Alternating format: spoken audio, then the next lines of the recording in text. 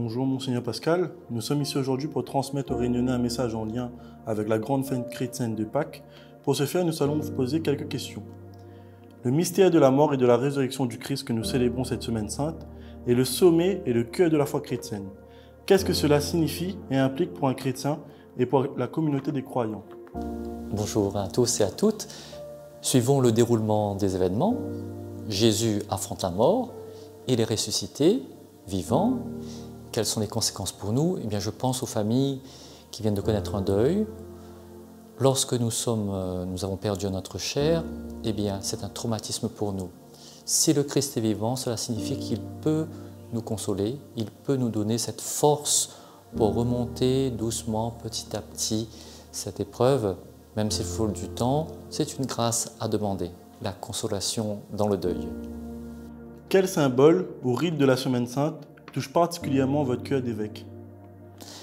J'ai un merveilleux souvenir des veillées de Pâques en paroisse, par exemple à l'église de Saint-Benoît ou bien à Sainte-Marie-sous-le-Préau. Et plus précisément, le soir, lorsque l'église ou le préau est sous le fait-noir, dans le fait-noir, il y a cette multitude de petites lumières qui brillent dans la nuit. Et par exemple, à Sainte-Marie, sur 180 degrés, cette foule de lumignons, c'est magnifique. Quand le Christ est apparu à ses disciples dans son corps ressuscité, ses blessures n'avaient pas disparu. Cela veut-il dire que nous pouvons vivre la résurrection dans nos corps et nos âmes blessées, individuellement et collectivement? C'est cela qui est étonnant. Le Christ est vivant, vainqueur du mal, glorieux, et pourtant, il garde encore des cicatrices ouvertes qui semblent ne pas être guéries. Il dit par exemple à son disciple Thomas, « Je te propose de mettre ton doigt dans le trou fait par les clous, dans la main et dans mon côté. » Voilà le paradoxe, le Christ n'a plus de problème et en même temps, il souffre encore parce que nous souffrons parfois sur la terre. Ce que nous pouvons demander comme grâce, comme fruit de notre développement spirituel, c'est que nos blessures, même si elles ne sont pas totalement guéries parfois, eh bien que nos blessures ressemblent à celles de Jésus, c'est-à-dire un peu plus cicatrisées, un peu plus en paix. Entre le cyclone Garance et l'épidémie de chikungunya, la Réunion vit des moments difficiles. Quel message d'espérance souhaitez-vous adresser aux Réunionnais pour Pâques? Effectivement, cela faisait longtemps qu'on n'avait pas eu un cyclone, vous m'excuserez l'expression, que là, bientôt touche à nous, surtout dans le nord, l'est et certaines zones de l'ouest. Eh bien, c'est un véritable traumatisme.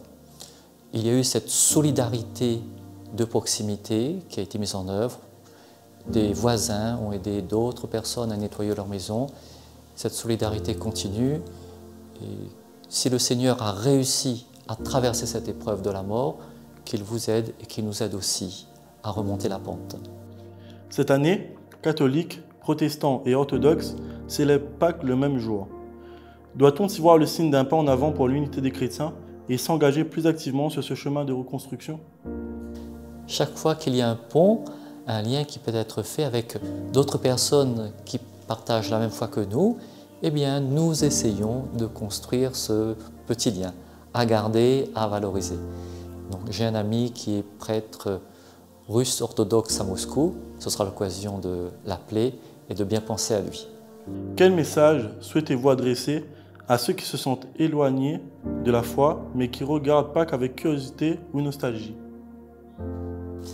Nous partageons la même humanité. Nous sommes tous frères et sœurs en humanité et je souhaite qu'un jour, que la petite lumière de Dieu puisse vous éclairer et surtout que nous puissions prier pour vous, que nous puissions nous rencontrer. Le Christ est cette lumière qui a vaincu le fait noir du mal. Il nous ouvre un passage vers l'espérance et c'est cette espérance que je souhaite pour vous. Sainte fête du Christ ressuscité. Merci beaucoup, Monseigneur Pascal, d'avoir pris le temps de témoigner de la foi chrétienne qui anime chacun et chacune d'entre nous. Et nous souhaitons à toute la communauté chrétienne de Lille un bon Triduum pascal. Merci à vous, Monseigneur. Merci à tous.